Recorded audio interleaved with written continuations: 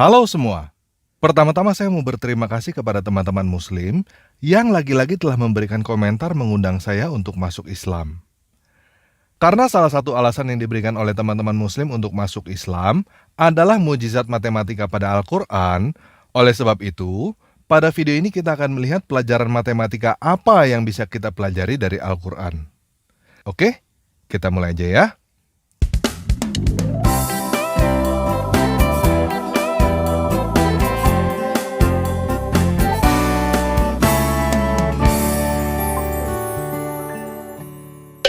Yuk kita baca dulu Al-Quran surah 4 ayat 11-12.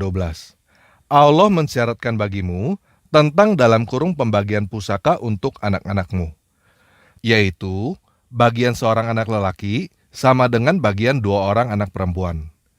Dan jika anak itu semuanya perempuan, lebih dari 2, maka bagi mereka 2/3 dari harta yang ditinggalkan. Jika anak perempuan itu seorang saja, maka ia memperoleh separuh harta. Dan untuk 2 orang ibu bapak, bagi masing-masingnya 1/6 dari harta yang ditinggalkan jika yang meninggal itu mempunyai anak. Jika orang yang meninggal tidak mempunyai anak, dan ia diwarisi oleh ibu bapaknya dalam kurung saja, maka ibunya mendapat 1/3. Jika yang meninggal itu mempunyai beberapa saudara, maka ibunya mendapat 1/6. Dalam kurung pembagian-pembagian tersebut di atas, sesudah dipenuhi wasiat yang ia buat, atau dalam kurung dan sesudah dibayar utangnya. Dalam kurung tentang orang tuamu dan anak-anakmu, kamu tidak mengetahui siapa di antara mereka yang lebih dekat, dalam kurung banyak manfaatnya bagimu. Ini adalah ketetapan dari Allah. Sesungguhnya Allah Maha Mengetahui lagi Maha Bijaksana. Dan bagimu dalam kurung suami-suami, 1/2 dari harta yang ditinggalkan oleh istri-istrimu jika mereka tidak mempunyai anak. Jika istri-istrimu itu mempunyai anak, maka kamu mendapatkan 1/4 dari harta yang ditinggalkannya sesudah dipenuhi wasiat yang mereka buat, atau dalam kurung dan sesudah dibayar utangnya. Para istri memperoleh 1/4 harta yang kamu tinggalkan jika kamu tidak mempunyai anak. Jika kamu mempunyai anak, maka para istri memperoleh 1/8 dari harta yang kamu tinggalkan sesudah dipenuhi wasiat yang kamu buat, atau dalam kurung dan sesudah dibayar utang-utangmu. Jika seseorang mati, baik laki-laki maupun perempuan, yang tidak meninggalkan ayah dan tidak meninggalkan anak, tetapi mempunyai seorang saudara lelaki dalam kurung seibu saja, atau seorang saudara perempuan dalam kurung seibu saja, maka bagi masing-masing dari kedua jenis saudara itu 1/6 harta. Tetapi jika saudara-saudara seibu itu lebih dari seorang, maka mereka bersekutu dalam yang 1/3 itu sesudah dipenuhi wasiat yang dibuat olehnya, atau sesudah dibayar utangnya dengan tidak memberikan mudarat dalam kurung kepada ahli waris. Dalam kurung Allah menetapkan yang demikian itu sebagai syariat yang benar-benar dari Allah, dan Allah Maha Mengetahui lagi Maha Penyantun. Nah, kalau kita baca sepintas seperti ini, kita tidak akan melihat ada yang aneh pada kedua ayat ini. Tetapi, kalau kita mulai memasukkan angka untuk menerapkan rumusan pembagian warisan pada kedua ayat itu, baru kita bisa melihat dengan jelas ada kesalahan matematika pada kedua ayat ini. Nah, ketika saya menemukan kesalahan matematika pada kedua ayat ini, saya langsung berpikir, masa sih ada kesalahan matematika yang begitu fatal pada kedua ayat ini, dan tidak ada satu orang muslim pun yang sadar? Jadi, saya mulai mencari penjelasan dari Muslim tentang kesalahan Al-Quran surah 4 ayat 11-12. Dan akhirnya, saya mendapatkan sebuah artikel dari Facebook yang menjawab kesalahan Al-Quran surah 4 ayat 11-12 ini beserta contoh kasusnya. Pada artikel itu, selain ada jawaban atas kesalahan Al-Quran surah 4 ayat 11-12, juga ada jawaban atas kesalahan Al-Quran surah 4 ayat 176. Nah, karena artikel ini cukup panjang, ada 5 contoh kasus yang dipertanyakan dan dijawab. Jadi pada video ini, saya tidak akan membahas semuanya, karena kelima kasus itu kurang lebih sama pola pertanyaan dan jawabannya. Jadi saya akan membahas satu contoh kasus aja, karena selebihnya sudah saya copy paste pada deskripsi video ini, beserta ayat dan link referensinya. supaya teman-teman bisa periksa sendiri setelah teman-teman selesai nonton video ini. Oke? Nah, contoh kasusnya adalah seorang lelaki yang meninggal mempunyai 4 orang anak perempuan, 2 orang tua, dan 1 istri. Kasus ini cukup normal kan? Cukup banyak orang yang mempunyai 4 orang anak perempuan, 2 orang tua, dan 1 istri. Nah, bagaimana pembagian warisan menurut Al-Quran surah 4 ayat 11-12? Pada Al-Quran surah 4 ayat 11, dikatakan bahwa jika anak itu semuanya perempuan, lebih dari 2, maka bagi mereka 2/3 dari harta yang ditinggalkan. Betul ya? Untuk 2 orang ibu bapak, bagi masing-masing 1/6 dari harta yang ditinggalkan, jika yang meninggal itu mempunyai anak. Betul ya? Pada ayat 12, dikatakan bahwa jika kamu mempunyai anak, maka para istri memperoleh 1/8 dari harta yang kamu tinggalkan sesudah dipenuhi wasiat yang kamu buat atau dalam kurung dan sesudah dibayar utang-utangmu. Betul ya? Jadi, jika seseorang meninggalkan 92 juta, bagaimana cara pembagiannya menurut Al-Quran yang barusan kita baca? 4 orang anak perempuan mendapatkan 2/3 dari 92 juta. Atau sama dengan 61 juta, 333 berempat. Jadi masing-masing mendapatkan 15 juta, 333. Betul ya? Kemudian si ibu mendapatkan 1/6. Jadi 92 juta dibagi 6, sama dengan 15 juta, 333. Dan si bapak mendapatkan 1/6 juga. Jadi mendapatkan 15 juta, 333 juga. Betul ya? Nah, yang terakhir adalah si istri mendapatkan 1/8. Jadi 92 juta dibagi 8, sama dengan 11,5 juta. Betul ya? Nah, jadi berapa total uang yang harus dibagikan? 4 orang anak dikali 15 juta, 333, ditambah ibu 15 juta, 333, ditambah bapak 15,333, ditambah istri 11,5. Sama dengan berapa? 103,5 juta. Berapa uang yang diwariskan? 92 juta. Nah, apakah teman-teman sudah bisa melihat kesalahan Al-Quran surah 4 ayat 11-12? Uang warisan 92 juta. Tetapi dengan menggunakan aturan dari Al-Quran, total yang harus dibagikan adalah 103,5 juta. Sampai di sini paham ya masalahnya? Nah, pada artikel ini ada 4 kasus lain yang kurang lebih sama. Kasus kedua, seorang perempuan meninggal, tidak punya anak, punya 1 suami, dan 2 saudara perempuan. Kasus ketiga, seorang perempuan meninggal, tidak punya anak, punya 1 suami, 1 saudara perempuan, dan 1 orang ibu. Kasus keempat, seorang perempuan meninggal, tidak punya anak, punya 1 suami, 2 saudara perempuan, dan 1 ibu. Kasus kelima, seorang lelaki meninggal, tidak punya anak, punya 1 istri, 2 saudara perempuan, dan 1 ibu.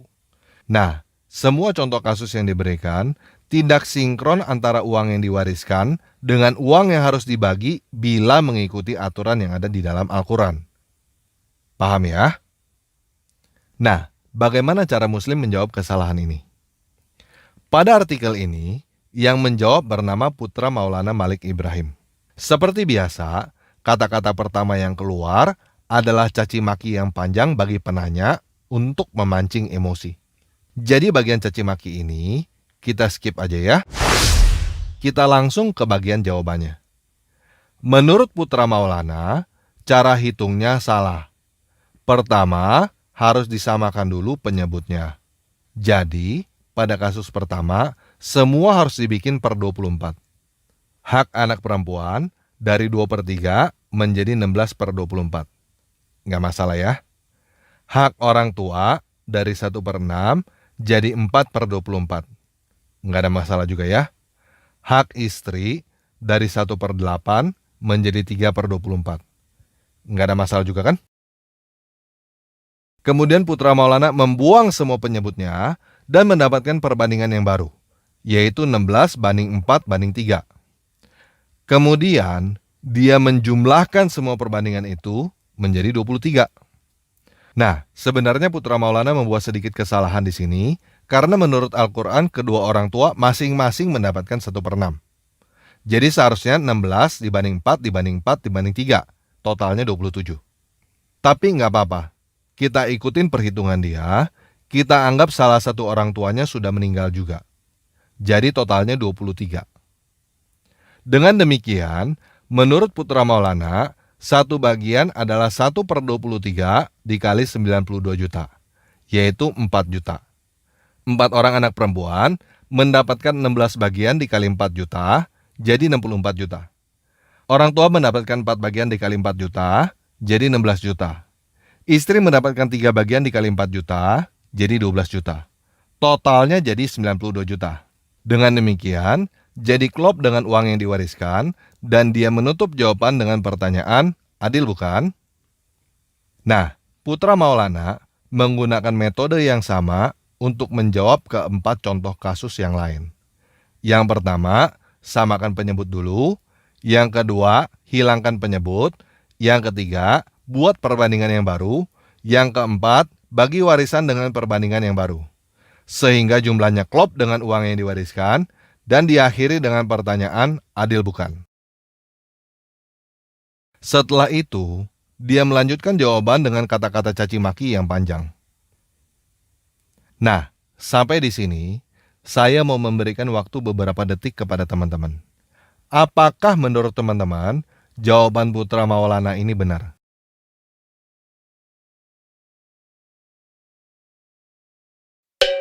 Nah, jadi begini guys. Apa yang dilakukan oleh Putra Maulana ini adalah apa yang disebut dengan pembenaran. Mulai dari caci maki awal sampai caci maki akhir hanyalah upaya untuk membuat apa yang salah terlihat benar. Apakah pembenaran adalah kebenaran? Bukan guys. Pembenaran adalah bukti kesalahan. Untuk menjelaskan hal ini cukup sederhana. Putra Maulana menggunakan caci maki supaya penanya emosi dan tidak kritis. Coba kita buktikan apakah jawaban Putra Maulana sesuai dengan Al-Quran. Kita ambil aja salah satu contohnya. Menurut Al-Quran, si istri seharusnya mendapatkan 1/8. Betul ya? 1/8 itu berapa persen? 12,5%. Menurut jawaban Putra Maulana, si istri mendapatkan 12 juta. 12 juta dari 92 juta itu berapa persen? 13,04%. Jadi, si istri bukan mendapatkan 12,5% seperti yang seharusnya dia dapat menurut Al-Quran. Begitu juga dengan orang tua dan anak-anaknya, tidak mendapatkan persis seperti yang Allah perintahkan di dalam Al-Quran. Apa yang dilakukan oleh Putra Maulana adalah berusaha menutupi kesalahan Al-Quran dengan menambahkan tafsir dia sendiri, yaitu dengan membuat perbandingan baru yang tidak pernah ada di dalam Al-Quran. Dia merasa bahwa apa yang dia lakukan adalah membenarkan Al-Quran.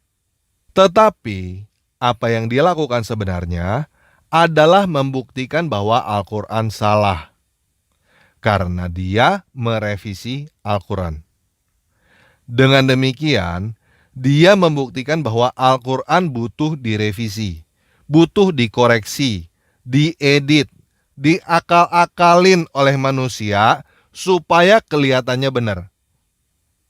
Padahal kebenarannya, kenyataannya, faktanya, Al-Quran salah dalam membuat rumusan matematika warisan.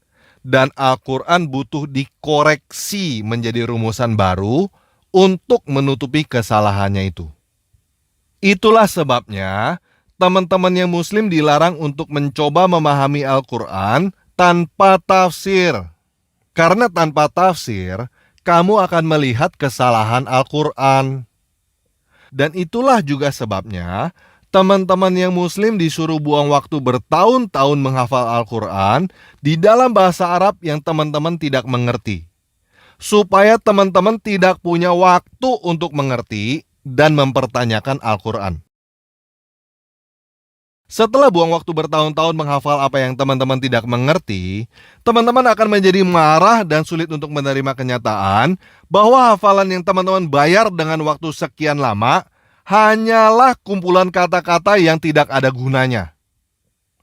Dan akhirnya, teman-teman akan melakukan pembenaran seperti yang dilakukan oleh Putra Maulana. Karena kamu sulit untuk menerima kenyataan bahwa apa yang kamu percaya selama ini ternyata adalah kesalahan dan buang-buang waktu.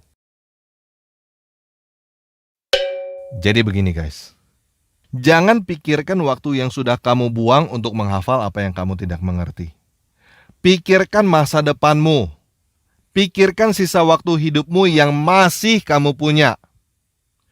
Apakah kamu masih mau membuang waktu, mau membuang sisa hidupmu untuk menghafal kesalahan karena kamu tidak mengerti?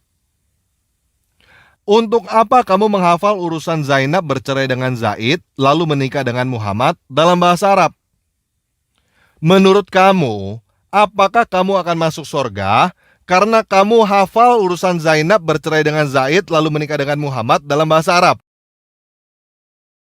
Enggak kan? Kamu tahu gak bahwa Islam adalah satu-satunya agama yang menjamin kamu masuk neraka?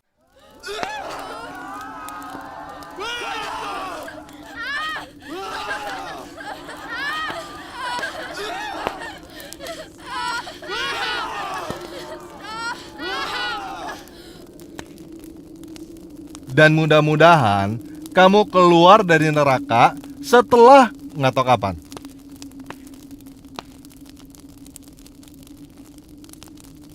Kalau teman-teman nggak percaya, silakan tanya kepada agama lain. Terserah, tanya kepada Kristen, Hindu, Buddha, atau agama lain. Nggak ada satupun di antara mereka yang dipastikan masuk neraka oleh Tuhannya. Hanya Muslim yang dipastikan masuk neraka oleh Tuhannya sendiri. Kalau kamu mau berdalih dengan berkata bahwa di Quran tulisannya mendatangi neraka, ya sudah, terserah. Nggak mengubah kenyataan bahwa cuma Muslim yang ditetapkan untuk menuju neraka oleh Tuhannya. Dipanggang di atas jembatan yang bernama Sirotol Mustaqim, dan mudah-mudahan suatu saat nanti keluar dari neraka karena hafal bahwa Zainab bercerai dengan Zaid lalu kawin dengan Muhammad dalam bahasa Arab. Coba pikir benar-benar, apakah menurut kamu akan keluar dari neraka karena kamu hafal Zainab bercerai dengan Zaid lalu kawin dengan Muhammad dalam bahasa Arab? Enggak kan? Apakah menurut kamu akan masuk neraka hanya karena kamu nggak hafal bahwa Zainab bercerai dengan Zaid lalu kawin dengan Muhammad dalam bahasa Arab? Enggak kan? Jadi begini ya teman-teman yang Muslim, saya nggak minta kamu yang aneh-aneh. Saya cuma minta kamu jangan mau disuruh hafalin apa yang kamu nggak ngerti. Bisa kan? Baca dulu keseluruhan Al-Quran dalam bahasa Indonesia, bahasa yang kamu ngerti, lihat apa artinya. Semakin kamu baca Al-Quran dalam bahasa yang kamu mengerti, kamu akan semakin melihat bahwa Al-Quran hanyalah kumpulan tulisan manusia yang tidak berguna dan penuh kesalahan. Dan semakin kamu mengerti isi Al-Quran, kamu akan semakin melihat bahwa Al-Quran sama sekali bukan firman Tuhan, dan kamu akan semakin mau keluar dari Islam. Coba kamu pikir, kenapa kamu disuruh baca dan hafal Al-Quran dalam bahasa yang kamu nggak ngerti? Semakin kamu berpikir, kamu akan semakin sadar bahwa kamu disuruh baca dan hafal Al-Quran dalam bahasa yang kamu nggak ngerti, supaya kamu nggak tahu bahwa Al-Quran itu sebenarnya cuma buatan manusia, bukan firman Tuhan. Dan semakin kamu berpikir, kamu akan menjadi semakin berani untuk keluar dari Islam. Karena ketika kamu keluar dari Islam, kamu terbebas dari jaminan masuk neraka. kamu sudah tidak perlu lewatin Sirotol Mustaqim untuk mudah-mudahan keluar dari neraka.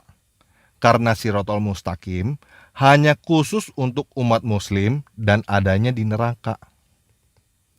Umat agama lain tidak ada yang perlu lewatin Sirotol Mustaqim untuk keluar dari neraka.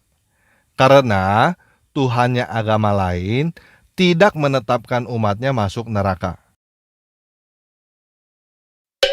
Coba sekarang kamu pikir, untuk apa kamu jadi muslim?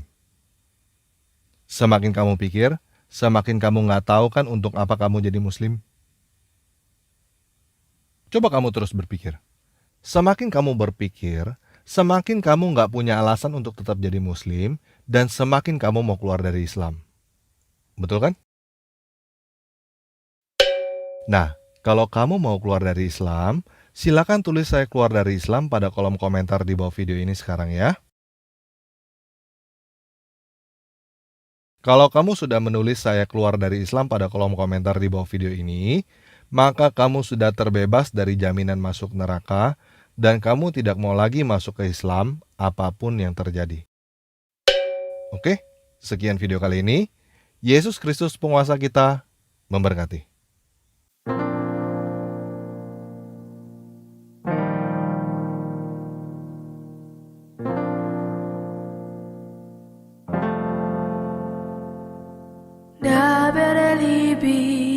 Yeshua berbakar seara kalei hasai sapmani hasebi selo etba mili masiko pasar mili me fio diva Yeshua tabekir bisalfa berbicaralah Yesusku ku di bawah sayapmu